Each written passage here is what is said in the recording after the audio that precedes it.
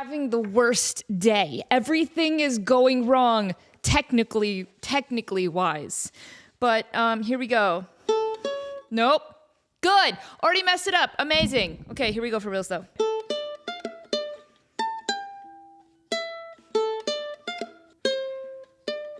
Yes, nailing it.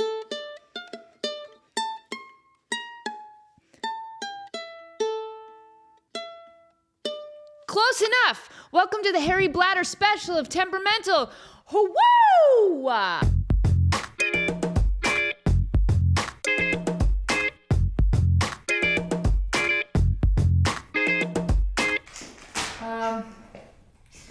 we recording?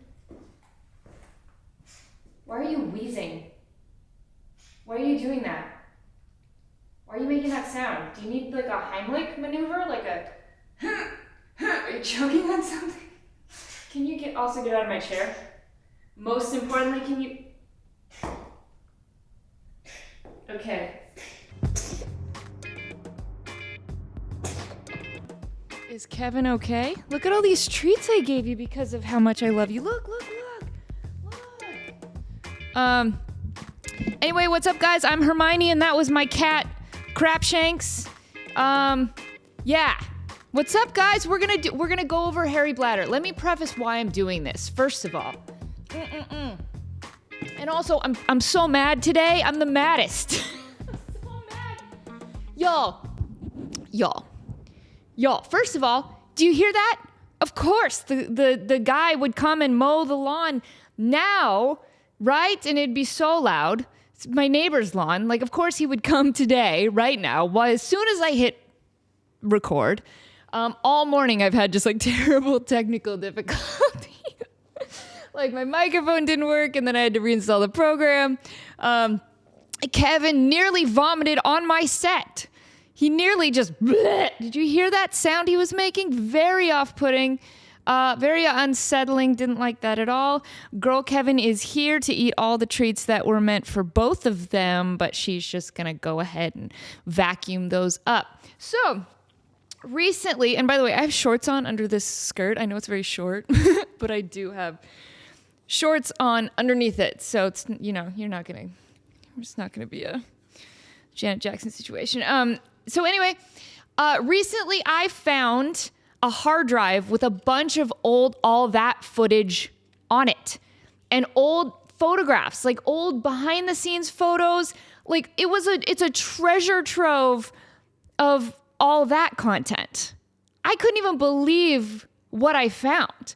I'm going through these pictures and I'm like nearly crying because of the nostalgia that it's sparking, right? Like suddenly all of these memories are coming back. I'm remembering things I had completely forgotten about. There's even some videos of me with I had gotten a camera for Christmas before season 10. And I'm going around the set, filming everybody just for fun. And I found that footage. And guys, it's so cool. It's so cool that I can't not share it with you. And I did one post where I posted 10 behind the scenes photos. I didn't even curate it. I literally just grabbed the first 10 that I saw, threw them on Instagram and was like, hey, here's some BTS photos. And y'all loved them so much. By the way, I don't even say the word y'all, and I've said it 8 times today. I think it's from the rage. I'm so blind with rage because of all the technical difficulties I had setting up that now I'm saying things that I don't normally say, like the word y'all. Don't ever say it, saying it today. Not sure what's happening there, but we're going to go with it. Anyway, I grabbed 10 random behind the scenes photos from my seasons of all that, threw them on Instagram, and you guys lost your minds. You loved them so much. Hi. Girl Kevin's here, by the way. She's the good one and doesn't just, sit and threaten to hurl on my very nice carpet here. But yeah, you guys loved him so much. I think it's up at nearly 8,000 likes. It caught fire. People just were leaving me the nicest comments. Some mean comments. That's fine. That's okay. But some very, very nice comments of hey, thank you for getting me through my childhood. I watch this every Saturday night. I look forward to seeing you. I had even some people who were saying that they were going through really dark times, and our show helped them get through that. And that's absolutely what it's all about, right? I'll just say it. The documentary made me very mad in a lot of ways. And the number one way that it made me mad is I had a lot of people sending me messages saying, like, I'm so ashamed that I used to watch this show and enjoy it because of what people went through on the set. And look, I can't comment on a lot of it. And yes, some things happened that absolutely should not have happened. And everyone should feel safe on a set. I personally always felt safe, and I never saw anything shady at all. But look, there's things that happened that shouldn't have happened. But at the same time, I'm so proud of what we did during those seasons, and we worked very hard. And all we wanted to do was make you smile and make you laugh and make your day brighter, the way the original cast did that for me. I didn't have a dark childhood. I wasn't depressed. I was very blessed. I had a great childhood. But even with my great childhood, Saturday nights on Snake still brightened my whole week. I looked forward to seeing Keenan and Kel. I looked forward to seeing Good Burger and Super Dude and Ask Ashley and Detective Dan. I'm Detective Dan. And all of it. This is a library. Like, all of the original sketches on all that, they absolutely made my life better. Like, there's something about that show that really stuck out to me. So of course it was a dream come true that years later I was able to join the show and be a regular cast member. And all I ever wanted to do is make people laugh and make people happy. So, okay, controversy, that's fine. A lot of things have controversy. And like I said, there's some things that shouldn't have happened. But as a whole, gosh, I loved that show and I loved being on that show. And all we wanted to do was make you guys laugh. So, wow, didn't mean to start off this episode on that serious note. I meant to start it off by playing the worst Harry Potter theme imaginable on ukulele, which I did, and I hope you enjoyed that. But anyway, okay, so back to the BTS photos that I posted. A couple of them were from a sketch we did called Harry Bladder. And Harry Bladder was a parody of Harry Potter. And I played Herhiney instead of Hermione. And Kyle played Harry Bladder instead of Harry Potter, originally written as Harry Potholder. And Brian Hearn was Ron as opposed to Ron. And he was a cross between Ron Weasley and Rerun from What's Happening, the TV show that none of us kids knew what it was, but all the parents thought it was hilarious that we were doing a parody of Rerun from What's Happening. Nickelodeon was always so good at sneaking in jokes that only adults would appreciate. And iCarly was a perfect example of that. There's so many great jokes in iCarly that, 90% of them make the kids laugh, but then there's that 10% where the parents are like, oh, that's hilarious. we get it. Even there's so many Nick shows that were good at that. Like SpongeBob especially, I'll watch episodes now that I watched 100 times as a kid. And now I'll understand jokes that I didn't before. And I'm like, oh, that's really clever. And that's really funny. So Ron was an example of that. And then Shane Lyons played Sacco, who was Draco Malfoy. And Jeremy Rowley played Professor Chafe, as opposed to Professor Snape. Have you lost your mind, Harry Bladder? And the crazy thing about this sketch is that none of us had seen the movie because it hadn't come out yet. So Harry Potter and the Sorcerer's Stone came out in North America in November of 2001. And our season was filmed during the summer of 2001, season 7. And our episodes didn't premiere until January 2002. So even though our episodes came out after Harry Potter had already debuted, when we were filming, none of us had seen the movie. Isn't that crazy? All we knew was that Harry Potter was going to be the biggest thing in the world. Obviously, the books were already wildly famous. Everybody had read them. And we knew the movie was coming out. This was great on all that writer's part. They knew that this was going to be a huge phenomenon, and so they're like, let's get ahead of it. Let's film some Harry Potter parodies so that they come out very soon after the movie came out, and that's exactly what happened. So the only downside of this is that I had never seen Hermione before. Hold on, let me turn around. Mm-hmm. All we had was press photos from whatever, was it Universal? Yeah, Universal? Yeah, of course, because there's Harry Potter Land at Universal Studios. So all we had were printouts of the kids who had been cast as these characters in the new movie that was coming out. So, and I hadn't read the books, although Kyle Sullivan had read the books and his mom was very, very knowledgeable about the story.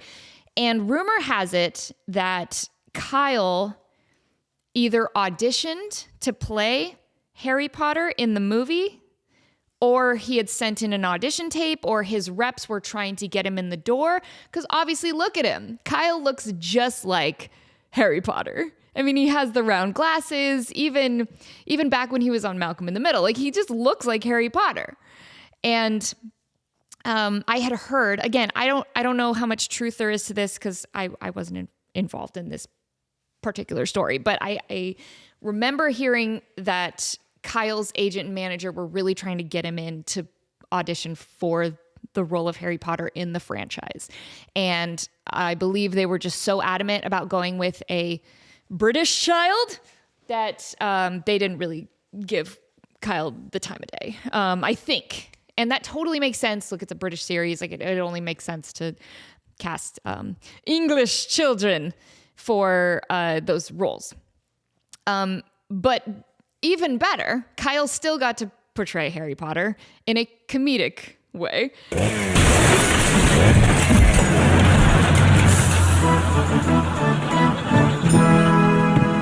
I must get these brakes checked. Harry Bladder! Yes? You're late for class! I'm sorry, but my leaf blower ran out of gas, so I had... Silence! And looking at the timing of it, movie came out November 2001. Our parody came out January 2002. We may have been one of the first TV shows to ever parody Harry Potter, right? We had to have been. We were so close after the debut. We had to have been one of the first people to ever do it. I may have been the first person ever to portray Hermione in a comedic way, to do a parody of Hermione. And my character was Herhiney. What does chafe mean? I know. Of course you do, Herhiney. Tell them what chafe means. Chafe means that your thighs have rubbed against each other, causing them to become red, itchy, irritated, and painful.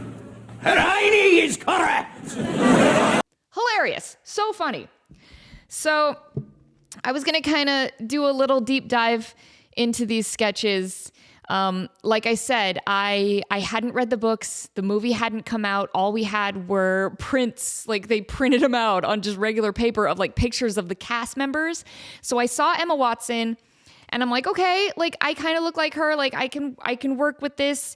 And I talked to Kyle and his mom and I was like, so this character, Hermione, and they're like, Hermione. Like, okay. What is she like? And they're like, oh, she's like very proper and she's really book smart and she's a know-it-all. And, you know, she just talks like she's smarter than everybody else. And I was like, okay, I can do that. Harry, you know that magic dancing is forbidden at Bob Schwartz Academy? Stop bringing me down! So we started rehearsing these Harry Bladder sketches, which, like I said, originally they were called Harry Potholder. And for some reason at the last minute, it was changed to Harry Bladder. It just kind of rolled off the tongue better. Everybody thought it was funnier. So Harry Potholder became Harry Bladder. it's kind of unfortunate that we never saw the movies before we filmed the parodies, because I would have done it a little bit different. Looking at now, I didn't do a terrible job as Hermione. After I didn't have a character to try to imitate, because I again, movie hadn't come out. So now, it's like, oh man, I wish I would have seen the movie. There's some of Emma Watson's quirks that I would have incorporated a little more. But yeah. So it was one of my favorite sets. The set design was incredible. They just pulled all of these, magical looking items. They turned the set into a medieval castle. Just all the little props and trinkets that they had on the set of Bog Schwartz Academy. It is not Hogwarts. It is Bog Schwartz.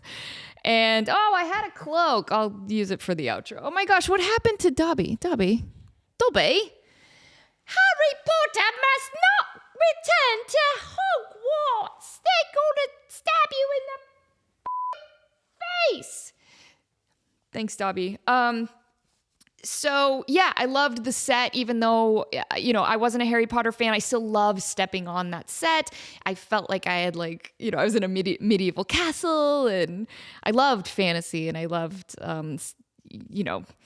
dragons and magic and princesses and all that stuff. Those are the books that I loved reading. So of course, being able to step on that set and feel like I, was in a castle, that was really, really cool. And yeah, so the first sketch was Harry Potter and the Chafed Professor. And Professor Chafe, parody of Professor Snape, was played by Jeremy Rowley, who everybody knows him as, what's his name? Something from iCarly.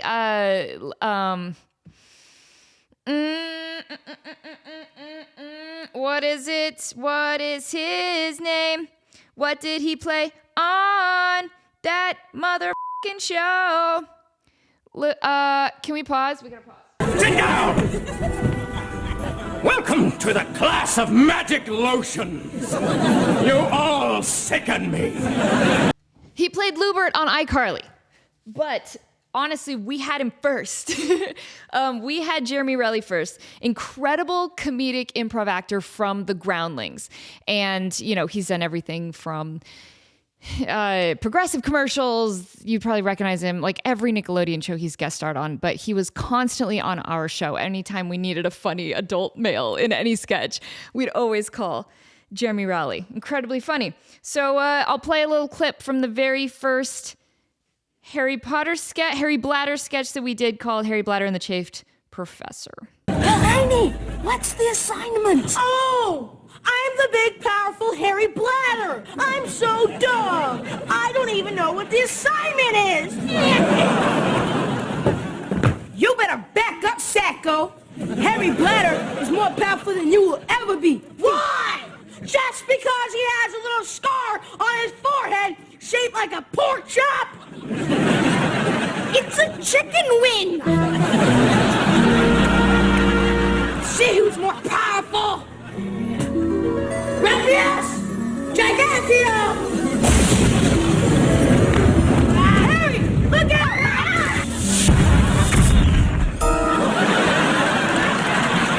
What's happened to me? Look what you've done to Herhiney! Yeah, so again, all we had was kind of the books to go off of. So, Shane obviously, played it in a over-the-top comedic mean way. He was shouting every line. And, Professor Chafe was obviously much more intense and mean than, the subtlety of Alan Rickman's Snape. We were all kind of just doing our best because, we didn't know. But it turned out really funny. And I love the Herhiney thing. He does a spell and he makes my booty all big. Look what you've done to Herhiney. It's so funny. It's so funny. And look, even, in that sketch, Harry Bladder puts a spell on Sacco, aka Draco, and gives him breasts. Why is it such a taboo word? Gives him bazumbas. And, I'm sure, me getting a giant butt and Sacco getting women's breasts, I'm sure now somebody would be like, this was so inappropriate. Like, look at this. But nobody cared back then. Like, it was all super funny. When you're a kid watching Nickelodeon, you have the context of being a kid. You don't know, you're not comparing scenes that you see to like something dirty because you don't know that something dirty, especially that age. So it really makes me mad when, certain people talk about things happening in Nickelodeon sketches, specifically my show. They're like, this was so inappropriate. And like, when she's squirted in the face, it looks like a such and such. This is a family show, so I'm not going to get into it. But like, oh, she was squirted in the face with that magic potion and it looks like a such and such. Okay, well, when you're a kid, you're not thinking of that such and such. You're thinking, it's funny that she got squirted in the face. You know what I mean? Like, context is so important, and the lens of a child is so important. I mean, honestly, it was so smart of Nickelodeon to do that. Nickelodeon always had that edgier humor than Disney. I felt like Disney was, goody two-shoes. The good kids, the good rich kids watched Disney, but like the scrappy, like middle class and lower kids, we all watched Nickelodeon. A little harder edged, they would do a lot of gross jokes that if the parents were in the room, they'd be like, that's disgusting. And then the kids would like it even more because they're like, screw you, mom. It's the whole Alice Cooper thing. Alice Cooper's whole, marketing strategy was to get the parents to hate him. You get the parents to hate you and your music, that's going to make the youth like you even more. And Nickelodeon definitely did a little bit of that. And sometimes people who make documentaries don't like to acknowledge that, and they just have their own narrative, and that's totally fine. They weren't there, but it's fine. I'm not going to talk about it anymore. But anyway, let's move on. So that first sketch was great, except for my wig was heinous. My wig was so horrible. Why did they pick that wig? Again, we didn't know. But they picked this like dark brown wig for me that didn't look anything like Emma Watson at all. In fact, earlier in the sketch, you can see, especially the next one, maybe I'm jumping ahead of myself. So in Harry Bladder 2, it's the episode where David Arquette and Mandy Moore guest starred. And early in the sketch, you can see my hair in the cold open when I'm like fighting David Arquette. It looks way more like Hermione's. Like my natural poofy reddish brown hair looked so much more like Emma Watson than these awful crime against humanity wigs that they put me in. So I don't know what was up with that. Even Kyle, he naturally looked so much like Harry Potter, but for some reason they put him in a wig to make him look even more like Daniel Radcliffe. I'm not sure what that was all about. I think they like to put us in wigs because it made us seem less like ourselves. Like you're not watching Lisa Foyles, you're watching Herhiney, of course, because she looks different. She's got a wig on. So I kind of understand that. But they finally, in the second episode of Harry Bladder, it's called Foodius Fightium with David Arquette and Mandy Moore. And there is a huge misconception about this particular sketch. And I will show you the clip I'm talking about right now. Attention all! Professor McGoggle wants our attention! All children of Bob Schwartz Academy, you have 15 minutes to swallow your lunches. Lucas! Here I am, Professor McGoggle.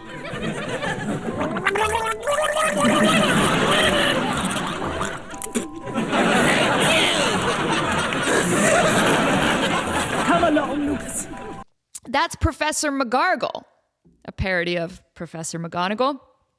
Everyone on the internet thinks that that's Amanda Bynes. It's not. It's not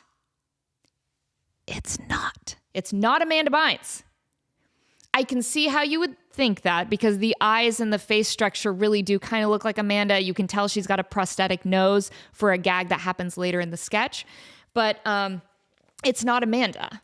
And I've seen it go viral on TikTok, and I've seen it on Instagram of people being like, look at Amanda Bynes in the Harry Bladder parody playing Professor McGargle, where she gargles and spits it into this bowl on top of this little troll's head. Super funny, but it's not. Her name was Jessica Chafe.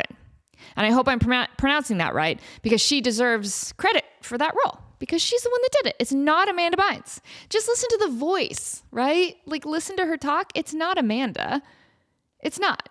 And I thought that was important to clear it up, because the original actress, Jessica, was so talented and so funny that it's a shame that everyone thinks it's Amanda, because it's not. It's her. She did a great job. So yeah, even doing research for this episode, just everything I Googled said Professor McGargle played by Amanda Bynes. And I'm like, I don't think it was. I had a moment of am I forgetting that happened? I was a massive Amanda Bynes fan. You don't understand. I was like Penelope Tate in real life. I loved this girl. Obsessed. I loved Carol Burnett. She was like the new Carol Burnett, obsessed with Amanda. And she was everything I wanted to be and more. Everything I wanted her to be and more. And also everything I wanted to be. That's confusing. But when I met her, she was so sweet and she was so kind and so personable. And I'm sure I was psychotic, talking to her, because I remember fangirling so much more with Amanda Bynes than I did Britney Spears, just because Britney's a massive star, but Amanda was who I really looked up to. And so in my mind, I remember vividly every moment I spent with Amanda Bynes. Vividly, because she was my hero. So then when I saw the internet being like, yeah, Amanda Bynes played Professor McGargle, I'm like, did I have a stroke and forget that? Because that's a big deal. Because I was obsessed with Amanda, and I think I would have remembered if she was in a Harry Bladder sketch. So I went back in my new files that I found, and I grabbed the video of the episode that this sketch was in, and I watched it, and I'm like, that's not Amanda. It doesn't sound anything like her. Why do these people think it's Amanda? And also, we didn't say at the beginning of the episode, special guest, Amanda Bynes. And also, she's not in the end credits. It's not her. So just want to clear that up. It's not Amanda Bynes. Very funny character, though, and Jessica did a great job. But anyway, yeah, Harry Bladder 2, Foodius Fightium. The owl delivery guy cracks me up. Package for Harry Bladder. I'm Harry Bladder. Sign this.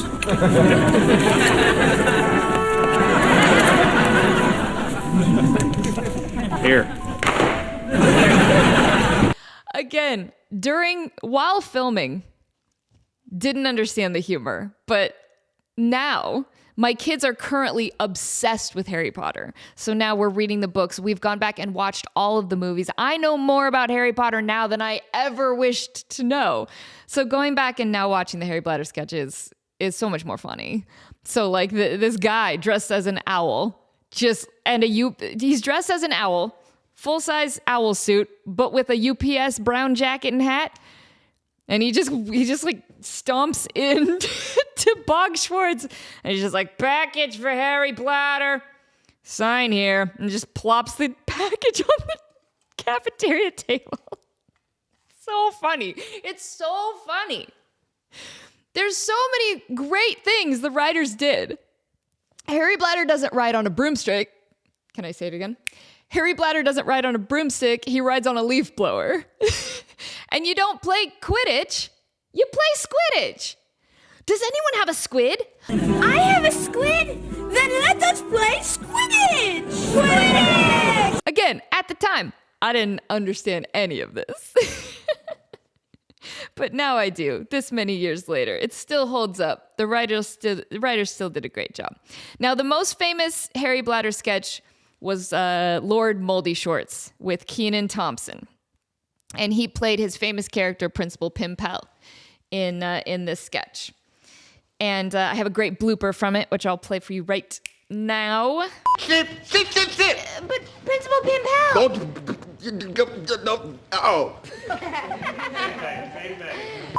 Don't be so certain. Oh, you pulled down the wrong. It's not coming down! I said by the pocket, boy, by the pocket. Well, Okay, so the gag is that, okay, so in the Philosopher's Stone, Harry Potter and the Sorcerer's Stone or Philosopher's Stone based on where you live geographically. In that first movie, we learned that Voldemort has, like, attached himself to the back of the head of that weird professor with the turban. His name is, like, my kid calls him Professor Squirrel, and I know that's not right. And then they also call him Professor Squirtle, and that's definitely not right because that's a Pokemon. So I'm not really sure what his actual name is. Quirrell or something? I don't know. But anyway, remember in the movie, we learned that Voldemort, the evil guy, his head is attached to the back of that professor's head. So in our parody, Lord Moldy Shorts lived in Principal Pimpel's pimple. And if you're a fan of the original seasons of all that, you know exactly what I'm talking about. Principal Pimpel had this crazy big pimple on his forehead that, like, throbbed. And in our parody sketch, that was Lord Moldy Shorts. And so at the end of the sketch, Kyle is he's meant to reveal that Principal Pimpel really is Lord Moldy Shorts, and he was the whole time. So he goes to pull down his pants to reveal Moldy Shorts. Again, this is kid humor. There's nothing weird about it when you look at it through the lens of a child. So Keenan had 2 pairs of pants on. Obviously, he had the outer layer and then the Moldy Shorts costume underneath. And Kyle was supposed to grab it by the pocket and pull it down to reveal the Moldy Shorts. But Kyle didn't do it right and nearly pantsed Keenan in front of everybody. And Keenan's like, I said by the pocket, boy, by the pocket. So good. Such a good sport. But yeah, Keenan was so funny. He's so funny. All right, next one.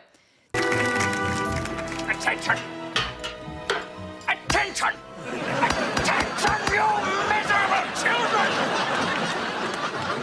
Welcome to the Bob Schwartz Academy Winter Dance! I hate you all. The final Harry Bladder sketch was called Harry Bladder and the Magic Dance, and it was supposed to be, I guess we were parodying the Yule Ball. Is that in Harry Potter 3 or 4? I don't know. I just watched all of them, and they all kind of run together. But yeah, we were parodying the Yule Ball, and Jeremy Rowley returned as Professor Chafe, and we had a dance contest, and Shane as Sacco goes first, and he just, like, does the worst dance imaginable. And I comment as Herhiney that he dances like a chimpanzee, and then Harry turns him into a chimp magically.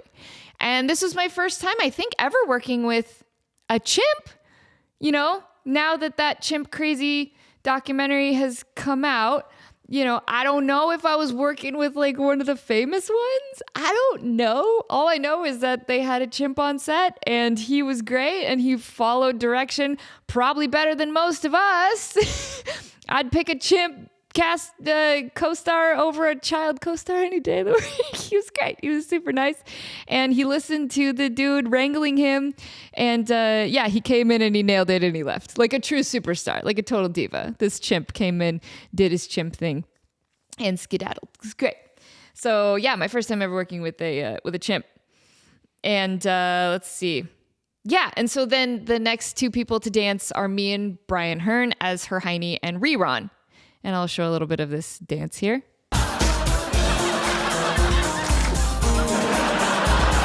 Of course, you girls doing pirouettes. No, PK turns. They're actually PKs. Of course, you girls doing PK turns. I was a dancer my whole life. So any opportunity that all that gave me to do any kind of dancing on screen, I was like, hold my juice box or whatever I used to do. Like, I got this. So, of course, you watch that and you're like, yeah, okay, there she goes. But it did kind of fit the character. It was fun. But again, the whole Saturday Night Fever thing that happened next, which I will show now. Music!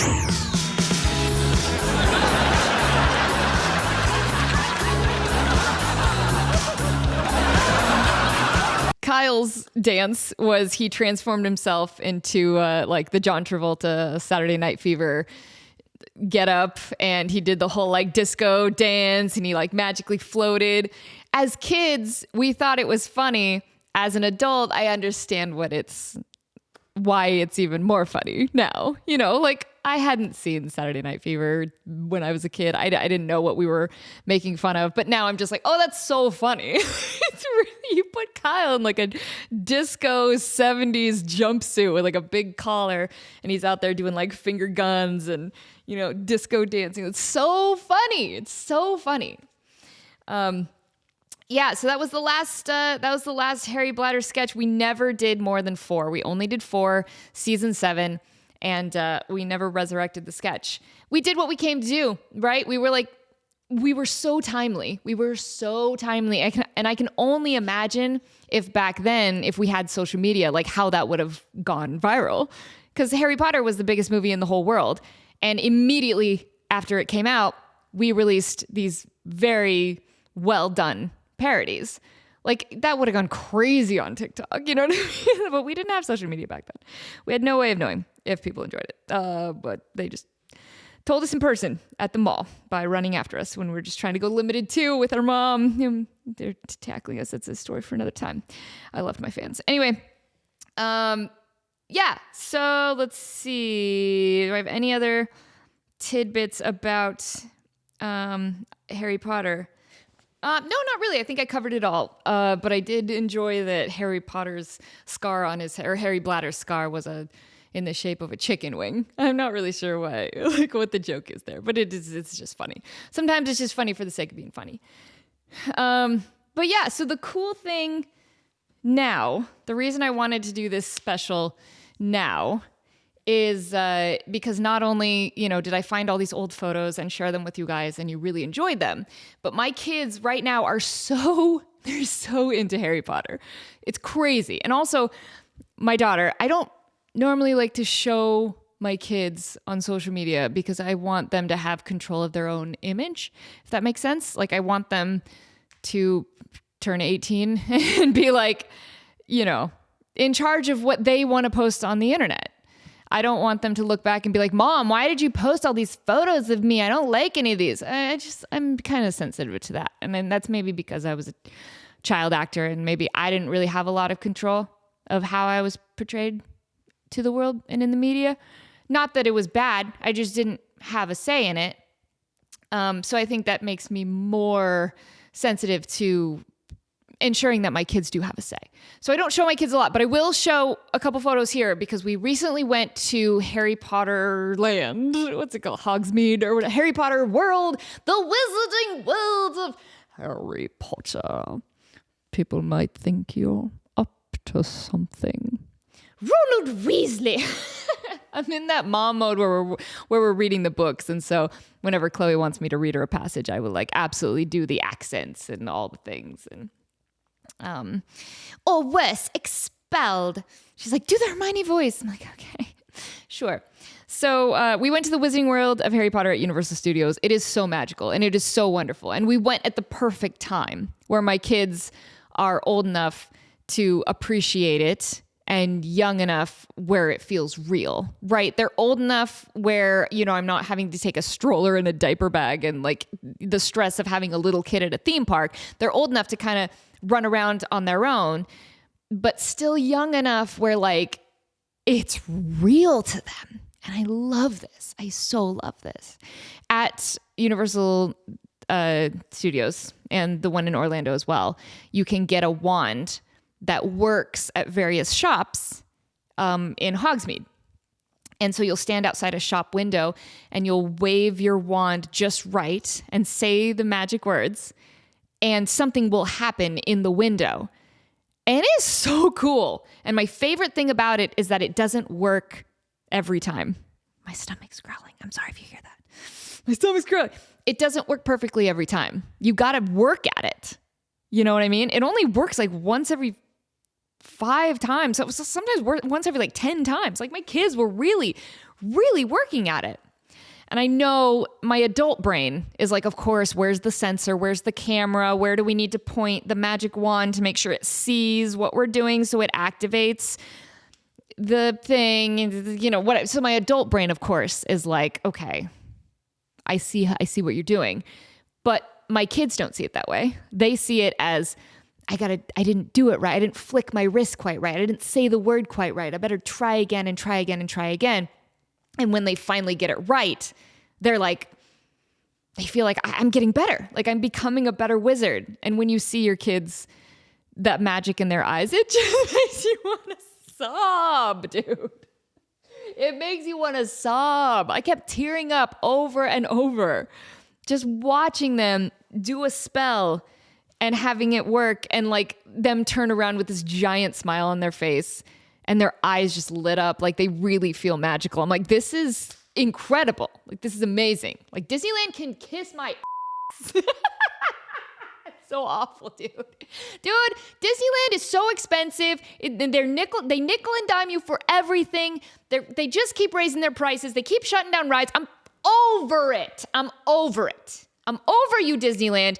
It's all about Universal Studios and Knott's Berry Farm for me these days, okay? I'm over it. I'm getting the magic of, like, my kids being real wizards. Like, it is, I cannot recommend it enough if you have kids that enjoy Harry Potter. Go now. Like, go to this land. It's amazing. But yeah, it was fun the other night where I went upstairs and Chloe, who again looks so much like Hermione, more than I did as a kid, like so much. She's got the big poofy brown hair and loves reading, and she is an asshole to her brother. I mean, it all tracks. Like she has just become this character.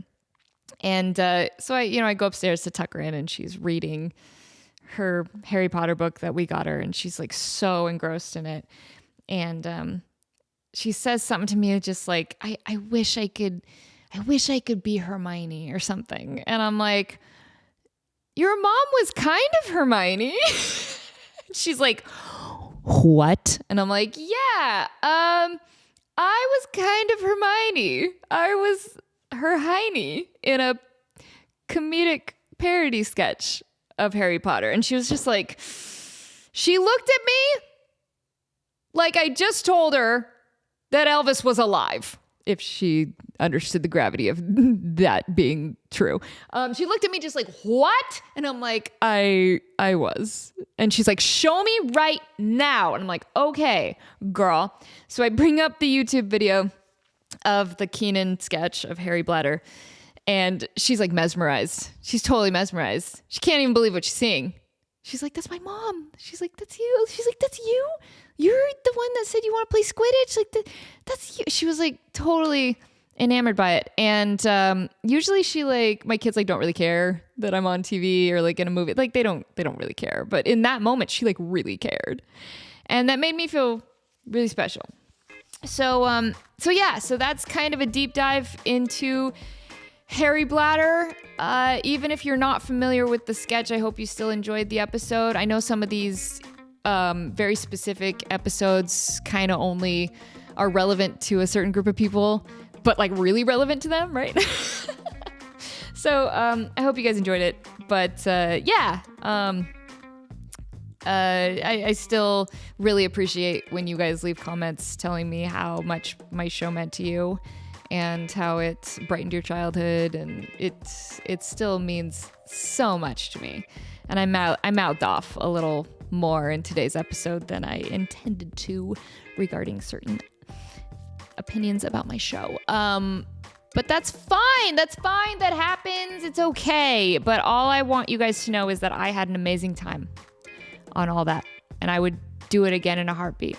Honestly, the best 4 years of my life, the friendships that I made, how everybody on that set felt like my family, meeting all the fans, changing their lives, like everything about it for me personally was so overwhelmingly positive that I hope that means something to someone. I don't know. But anyway, love you guys. Take care.